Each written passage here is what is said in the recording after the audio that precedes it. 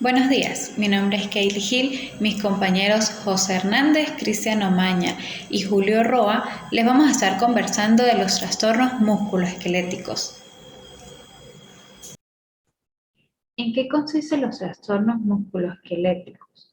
Es importante resaltar que a medida que pasa el tiempo, se hace cada vez más importante el bienestar de los empleados dentro de la organización, puesto que esto está demostrado que va ligado de manera directa con la productividad y la calidad de los productos.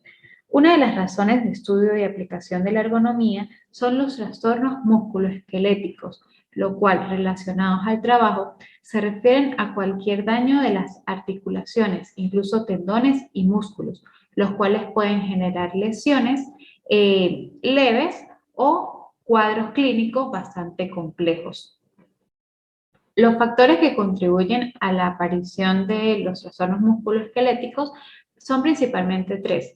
El primero de ellos son los factores físicos: carga, aplicación de fuerza, posturas forzadas, estáticas, movimientos repetitivos, vibraciones, entornos de trabajo fríos. Entre los movimientos repetitivos y vibraciones podemos conseguir, por ejemplo, los taladros, estos que se utilizan para abrir en las carreteras. Ellos, si no se utilizan de manera adecuada, con un ángulo, con determinada fuerza, en una postura determinada, está demostrado que puede generar daños bastante severos eh, a nivel físico. Los factores psicosociales, tenemos demandas altas, bajo control, falta de autonomía, falta de apoyo social, repetitividad y monotonía, insatisfacción laboral. Recordemos que estos factores psicosociales son bastante importantes, ya que un empleado insatisfecho es menos productivo. Otro de los factores son los individuales, los cuales están las características de cada individuo, como por ejemplo historias médicas, capacidad física, edad, obesidad, tabaquismo. Dentro de los factores que contribuyen a la aparición de los trastornos musculoesqueléticos están las posturas forzadas y estáticas. Las posturas forzadas son posturas en las que la disposición del cuerpo o articulaciones no están en posiciones naturales o neutras, tales como extensión, flexión o rotaciones articulares. Las posturas estáticas son aquellas que se mantienen en el tiempo sin producir movimiento, generando efectos sobre la salud. ¿Cuándo existe el riesgo? En todo lugar de trabajo en el cual no está o no se ha hecho ese análisis ergonómico, puede existir riesgos latentes. No solo en trastornos musculoesqueléticos, en realidad, bueno, ya nuestros compañeros hablarán al respecto de los demás trastornos o lo demás que nos puede estar generando un puesto de trabajo poco ergonómico. En este caso, hay posturas que debemos evitar, como son posturas estáticas prolongadas, desviación de muñeca, giros de la cabeza, espalda inclinada o girada, rodillas flexionadas. Uno de los puestos, bueno, que podemos dar de ejemplo son las cajeras en los supermercados. Normalmente, bueno, estos puestos deben estar bien estructurados o pueden traer graves consecuencias y producir lesiones en quienes estén allí laborando. Efectos sobre la salud. Las posturas forzadas y movimientos repetitivos pueden generar trastornos musculoesqueléticos. Se desarrollan de manera lenta y progresiva y de apariencia inofensiva, hasta que pasa un tiempo y se convierten en enfermedades crónicas. Se caracterizan por molestias, incomodidad, incapacidad de mover miembros o movimientos reducidos, además de inflamación en músculos, tendones y otros tejidos blandos. Se pueden definir tres etapas en la aparición de los trastornos. En la primera etapa aparece dolor y cansancio durante la jornada laboral, la cual desaparece durante el descanso. Esta etapa puede durar meses o años. En la segunda etapa, el dolor no desaparece durante el descanso y afecta el ciclo del sueño del trabajador y agravando la manera en la que se desempeña. Y por último, una tercera etapa en la cual los síntomas persisten durante todo el tiempo, la eficiencia del trabajador se reduce, su calidad de sueño también se reduce y conlleva enfermedades que lo hacen asistir hacia el médico. Entre los traumatismos tenemos traumatismo específico del hombro y cuello, puedo nombrar los siguientes. Tendinitis del manguito de los rotadores. Es la inflamación de los cuatro tendones que hay en el hombro y se origina por levantar cargas repetitivas o por hacer movimientos sin carga, con el uso de los brazos por encima del hombro. Esto genera dolor en la zona. Síndrome de estrecho torácico. Se origina debido al estrangulamiento de los nervios y tendones que pasan, de los nervios y arterias que pasan entre el hombro y el cuello, generando dolor en la zona de la clavícula. Síndrome cervical por tensión. Esto ocurre debido a levantar cargas por encima de la cabeza o mantener el cuello durante mucho tiempo flexionado. Esto genera dolor en la parte trasera del cuello, o mejor dicho, en la cervical. Traumatismo específico de manos y muñecas. La tendinitis es la inflamación de un tendón debido a las altas vibraciones, levantamiento de cargas repetidas, extensión o tensión de los dedos que generan dolor y molestias en la zona. Dedo gatillo. Se origina por mantener flexionado uno de los dedos y contraído el resto. Esto hace que uno de los dedos se mantenga en esa posición permanente y requiera una cirugía para poder colocarlo en su posición normal. Síndrome del canal bullón. Se origina por presión y tensión prolongada de la muñeca y por soportar cargas en la palma de la mano. Esto genera dolor en la parte superior del dedo pulgar, como se puede observar en la imagen, debido a la inflamación del tendón que pasa por ahí. Y síndrome del túnel carpiano se produce como consecuencia de posturas forzadas mantenidas o esfuerzos de movimientos repetitivos, generando un daño en el tendón que pasa por la muñeca y genera dolor en la zona, adormecimiento, molestias y reduce la eficiencia del trabajador al no poder realizar la tarea de manera correcta. Traumatismo específico en brazos y codos. Tenemos la epicondilitis. Esto se desencadena debido al movimiento de extensión forzado de la muñeca, generando dolor en la parte, generalmente en el brazo. Síndrome del pronador redondo. Aparece cuando se comprime el nervio mediano a su paso a través de los dientes musculares, generando dolor en la parte del antebrazo. Y síndrome del túnel cubital origina por la flexión extrema del codo, generando dolor en la base del mismo. Uno pudiese pensar que como una actividad tan cotidiana y tan básica o tan banal pudiese causar algún riesgo eh, o algún problema para la salud laboral, ¿sí? En términos de trabajo. Pues, aunque parezca algo muy sencillo de hacer, es algo muy repetitivo, ¿sí? Cuando una persona, un operario, traslada cargas, ya sean pequeñas, de poco peso, pero es algo muy constante, muy repetitivo. Imaginen estar haciendo esto a lo largo del día, por muchas semanas, por muchos meses, por años. Esto empieza a ocasionar problemas. Aquí es donde entra el concepto de las lesiones micromusculares o pequeños desgastes o microrupturas de los ligamentos, y pues esto con el tiempo pues conlleva a ciertos problemas. Ahora, con respecto a un problema más grave, pudiésemos señalar o mencionar traumatismos graves, ¿sí? Digamos en el caso de los accidentes. Cuando se está trasladando una carga y pues ocurre un accidente, pues puede ocasionar traumatismos bastante graves, como fracturas, cortes, laceraciones, y pues aquí es donde encontramos los riesgos. Uno pudiese pensar que como una actividad tan cotidiana y tan básica o tan banal pudiese causar algún riesgo o algún problema para la salud laboral, ¿sí? En términos de trabajo. Pues, aunque parezca algo muy sencillo de hacer, es algo muy repetitivo, ¿sí?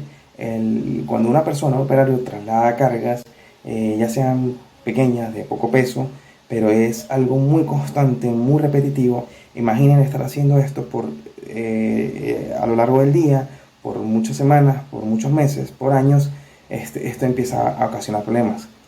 Aquí es donde entra el concepto de las lesiones micromusculares o pequeños desgastes o microrupturas de los ligamentos, y pues esto con el tiempo pues conlleva a ciertos problemas.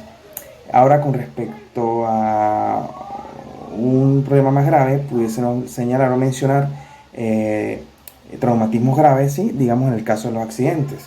Cuando se está trasladando una carga y pues ocurre un accidente, pues este puede ocasionar traumatismos bastante graves, como fracturas, cortes, laceraciones, y pues aquí es donde encontramos los riesgos. Respecto a la tolerancia o los niveles de límites o el rango que un ser humano puede transportar, encontramos como carga máxima un peso de 20 kilogramos, 25, aunque parezca complicado, sí es posible hacerlo, aunque se deben tomar todas las medidas, aparte del conocimiento y las posturas adecuadas. Pero ahora, digamos en términos generales, a nivel internacional, el transporte de carga, digamos que tiene un estándar, ¿sí? De peso, que es más o menos entre 3 4 kilogramos, que eso es lo que se maneja comúnmente, pues es el que más se utiliza. Digamos que es la carga cómoda, el límite máximo cómodo en que una persona puede transportar y que pues no pudiese dañar tantos riesgos. Ahora vamos a hablar de los factores de riesgo, pero individuales, ¿sí? Que tienen que ver con cada persona o cómo pudiese, digamos, mis características físicas o personales afectar en este tipo de riesgos, ¿sí? Aquí es donde entran los conceptos de factores de riesgo intrínsecos y extrínsecos, ¿sí? Los intrínsecos tienen que ver más que todo con la actitud física, con la patología dorsolumbar y digamos, el sobrepeso o el volumen que tenga la persona. Ajá, vamos a explicar esto, ¿sí? No sé si han escuchado cuando en la Academia Militar de Venezuela los aspirantes tienen que hacerse una prueba médica que es muy importante, digamos que es uno de los filtros más fuertes, ¿sí? Esto tiene que ver con una radiografía de la columna, y aquí es donde se descarta la mayoría de personas. Esto debido a que, aunque no lo sepamos, muchos tenemos lesiones en la columna que no nos permiten cierto tipo de actividades, o sea, sobrecargar o digamos una actividad prolongada que sobrefuerce o presione los discos de la columna. Por eso es que se hacen exámenes previos antes de entrar a las compañías, para ver si la persona, pues digamos, tiene la aptitud física o tiene la columna en buen estado para ver si puede soportar ese tipo de actividades. Sí, con respecto al sobrepeso, pues es lógico que una persona con obesidad mórbida o obesidad de tipo 1, 2, 3, le cueste, pues digamos, transportar objetos, y más aún en el caso de que tenga que pues, subir escalones de un edificio a otro, distancias muy largas, pesos ya más allá de los 3 kilogramos. Pues esto es lo que engloba el concepto de factores de riesgo intrínsecos. Ahora, con los extrínsecos encontramos cosas que aunque digamos tienen que ver con la persona, pues ya son más tienen que ver más con el exterior, con el medio, ¿sí? Por ejemplo, la ropa. Si la ropa no es la adecuada, yo estoy por lo menos con un pantalón de vestir, una camisa, pues me sería un poquito más incómodo transportar objetos, ¿sí? El uso de cadenas, de zarcillos, que a veces pudiese entorpecer el movimiento, que se enrede una cosa con otra, que la persona no tenga la actitud física adecuada, que el sexo, aunque no lo parezca, es importante, porque pues los hombres tendemos a tener un 20 o 30% más de fuerza física que las mujeres, y pues lógico llevaría una ventaja técnica, ¿no? Y pues el consumo de tabaco, una mujer embarazada, pues esos son factores que influirían, ¿no? Cabe entender que la carga debe contar con ciertas características para que sea más cómodo, más fácil su traslado, su desplazamiento, ¿sí? En este caso, pues hablaremos de los problemas que pudiesen suscitarse cuando una carga no cumple con las características. Primero, el volumen. Si una carga tiene un volumen demasiado grande, aunque el peso no sea el más alto, es incómodo de mover para un operario. Cuando no está balanceada la carga, o sea, es un objeto muy largo que pesa mucho de un lado y no del otro, y entonces es incómodo de mover. El peso es importante, pero pues como ya conocemos los límites que tenemos, pues digamos que es un factor que ya es bastante conocido. Eh, pero en este caso, pues bueno, vamos a nombrar de nuevo y pues el peso cómodo serían 3 kilogramos, el peso máximo por personas, digamos, experimentadas con bastante fuerza física, pudiesen ser los 20-25 kilogramos, pero sí ya esto en un caso de actividad física que ya tengan experiencia, que tengan una buena postura y pues que tengan la fuerza necesaria para hacerlo. También podemos mencionar el aspecto de exterior, ¿sí? Digamos del entorno, del ambiente en el que se traslada esta carga.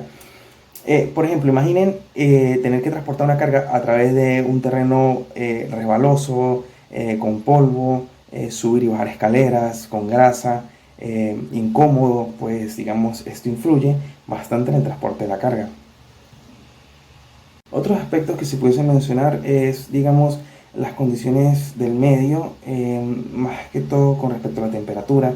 Imagínense trabajar en un lugar que el calor y la humedad sean, o sea, casi insoportables, vibraciones, el ruido, el estruendo, condiciones con, digamos, el ambiente con poco oxígeno, polvo, transportes, por ejemplo, en las minas de carbón. O sea, todo esto complica y dificulta el movimiento y los traslados de carga.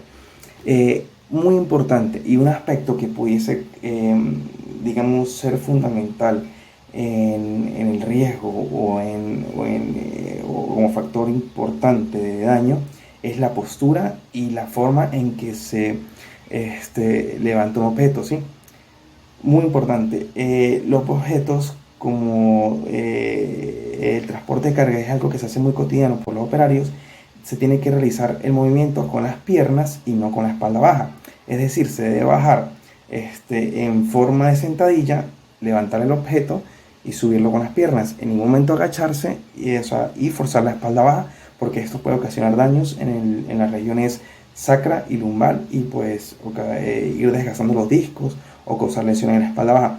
Por eso es que es muy comúnmente escuchar por ahí, o sea, de las personas que tienen estas dolencias o sufren de esto, que sufren de la columna, que no se aguanta la cervical, que no se aguanta la región sacra lumbar de la espalda, porque hacen, digamos, técnicas inadecuadas al momento de hacer algo muy repetitivo, aunque el peso no sea bastante grande, con el tiempo tiende a dañar. Ahora imagínense que hagan esto, o sea, una técnica inadecuada con un peso grande automático, se causa lesión.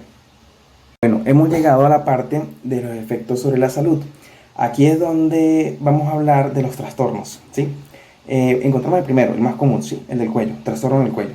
Es muy normal que las personas tiendan a lesionarse el cuello debido al transporte de cargas progresivo, ¿sí? Digamos, por forzar en una sola posición toda la musculatura, que es muy compleja del cuello, ¿sí? Por el desplazamiento, ¿sí? Sin girar naturalmente, pues esto causa daño. Sobreesfuerzo en la musculatura del cuello que se junta con el pecho, los hombros y la espalda, cuando la carga es muy pesada, también causa daño. Y no hacerle los movimientos naturales que normalmente hacemos como los seres humanos, pues digamos que pudiese causar daños prolongados o a corto plazo, los cuales se manifiestan con dolor intenso, con sobrecalentamiento en esa zona, enrojecimiento, desviación del cuello en ese punto, aparición de los discos de la columna sobresaliendo por la parte de atrás del cuello, en la espalda, donde se conecta con la cabeza. Y pues es bastante incómodo y fastidioso porque pudiese incidir pues en el desarrollo o en la efectividad de un operario como parte fundamental de una empresa. Los trastornos en los hombros. Los hombros consisten en una articulación muy compleja de bola, o sea, de bola, que encaja en su contraparte y este tiene, digamos, sus límites de tolerancia, o sea, movimientos hacia donde puede girar y lugares hacia donde no. Es muy complejo, ¿sí? La articulación del hombro es muy compleja. Y entonces cuando se sobrecarga o se utiliza hacia lugares que no debería girar, pues con el tiempo empieza a causar daños. Y el dolor es bastante intenso, porque por ahí atraviesan nervios que van directamente a la columna y al cerebro y pues son bastante importantes. Y el dolor es bastante significativo y pudiese pues influir negativamente en el desarrollo, pues en la vida cotidiana de un operario. Los trastornos en la muñeca, aunque esto pareciera que son menos importantes, son bastante comunes debido a que vuelve y juega. Mantener las muñecas, la articulación de la muñeca en una posición fija, rígida por mucho tiempo, por actividades prolongadas, transportando cargas, digamos, empieza a causar daños. Ahora imagínense hacer un movimiento indebido cuando la muñeca se encuentra bajo presión, pues automáticamente pues también causa lesiones.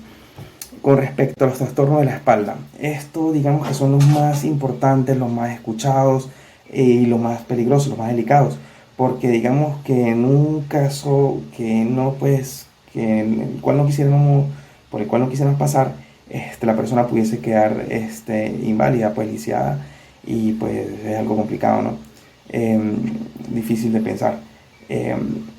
Muy importante en este punto entender que la experiencia, digamos, la postura y el conocimiento sobre la forma en que se va a levantar la carga, se va a transportar, se va a mover, se va a descargar, porque la descarga es muy importante. Hay personas que saben hacer el levantamiento, el transporte, y cuando van a soltar, hacen el movimiento mal y ¡puf! Ahí es donde viene la lesión. La columna es, digamos, un eje o un pilar fundamental en nuestro cuerpo, nuestra ergonomía, nuestro funcionamiento como máquina de movimiento. Y entonces, digamos que es algo muy preciado que hay que cuidar mucho. Los discos de la columna tienen almohadillas intercalados, los cuales también debemos cuidar mucho porque se desgastan cuando se le aplican presiones de manera irregular que no deberíamos y que no son naturales a digamos, a nuestras posiciones humanas cotidianas. Por eso es que es muy importante cuidar la columna al momento de transportar las cargas. El levantamiento es, digamos, el primer paso. El transporte es muy importante mantener la espalda erguida y no aflojar en ningún momento porque pudiese causar, si se afloja arriba, causa lesiones abajo. Si se afloja abajo, puede causar lesiones arriba o en la región media. Entonces, pues, es algo importante que se debe tomar en cuenta. Y la descarga es, digamos, el porcentaje de casos donde más se causan lesiones porque ya la persona está agotada, fatigada, suelta y digamos esa descarga es la que causa la ruptura en los ligamentos, en los discos, en las almohadillas. Y pues esto es un aspecto bastante importante de los transportes de cargas como operarios, o sea, por parte de los operarios obreros en nuestra sociedad. Trastornos en las muñecas. Síntomas. Dolor frecuente, a veces se puede extender por el antebrazo, acompañado de hormigueo y adormecimiento de los dedos. Causas principales. Trabajo manual y repetitivo. Posturas forzadas de la muñeca que implica el uso de 2 o 3 dedos para agarrar objetos. Trastornos en la espalda. Síntomas. Dolor localizado en la parte baja de la espalda. Causas principales. Manipulación de cargas pesadas, posturas forzadas de tronco e inclinaciones. Trabajo físico intenso, vibraciones transmitidas a través de los pies.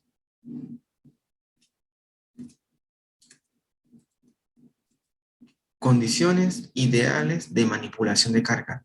Se entiende como condiciones ideales de manipulación manual a las que incluyen una postura ideal para el manejo, carga cerca al cuerpo, espalda derecha sin giros ni inclinaciones, una sujeción firme del objeto con una posición neutral de la muñeca, levantamientos suaves y espaciados y condiciones ambientales favorables. El riesgo de sufrir una lesión de espalda aumenta si la carga es demasiado pesada, demasiado grande difícil de agarrar. Esta circunstancia puede hacer que el objeto se resbale y provoque un accidente. Las cargas con cantos afilados o materiales peligrosos pueden lesionar a los trabajadores. Descompensada o inestable. Esta situación conduce a una carga desigual de los músculos y desemboca en la fatiga, debido a que el centro de gravedad del objeto se aleja del eje central del cuerpo del trabajador. Difícil de alcanzar. Si para alcanzar la carga hay que extender los brazos o inclinar el tronco, la fuerza muscular necesaria es mayor. Datos y cifras según la Organización Mundial de la Salud. Aproximadamente 1.710 millones de personas tienen trastornos musculoesqueléticos en todo el mundo. Entre los trastornos musculoesqueléticos, el dolor lumbar es el más frecuente, con una prevalencia de 568 millones de personas. Los trastornos musculoesqueléticos son la principal causa de discapacidad en todo el mundo, y el dolor lumbar es la causa más frecuente de discapacidad en 160 países. Estos trastornos limitan enormemente la movilidad y la destreza, lo que provoca jubilaciones anticipadas, menores niveles de bienestar y una menor capacidad de participación social. La discapacidad asociada a trastornos musculoesqueléticos ha ido en aumento y se prevé que continúe incrementándose en los próximos decenios.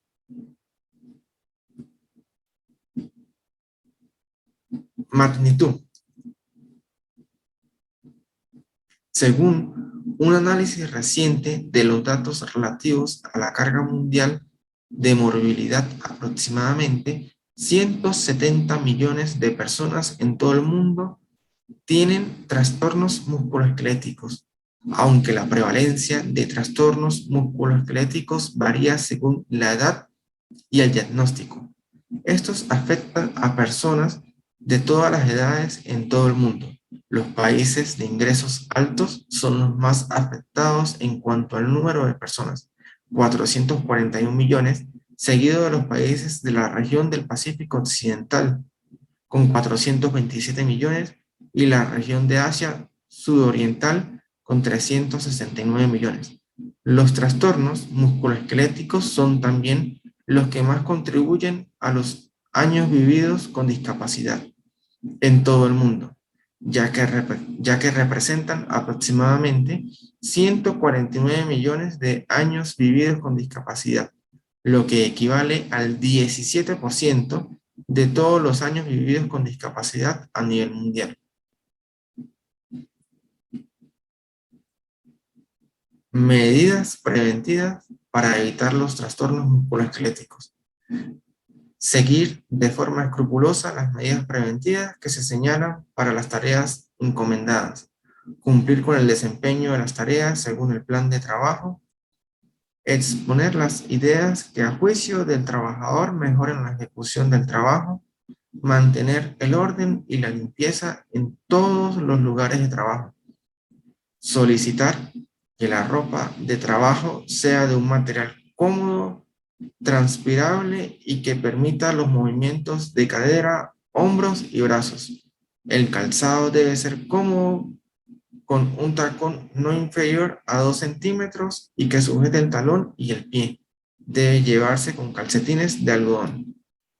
Para trabajadores que trabajen en solitario, terapeutas, médicos, trabajador social, aprovechar los momentos con menor actividad para realizar reuniones y comentar los distintos tratamientos y casuística de los pacientes. Evitar el mantener la postura durante mucho tiempo. Si es de pie, alternar las posturas.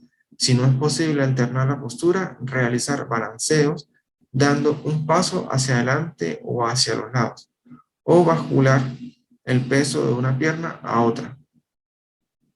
Si es sentado, procurar levantarse cada 2 horas más o menos y caminar durante 10 minutos. Realizar pausas más cortas y frecuentes que una sola en toda la jornada, alejadas del puesto de trabajo, si es posible, en un cuarto adaptado para el descanso.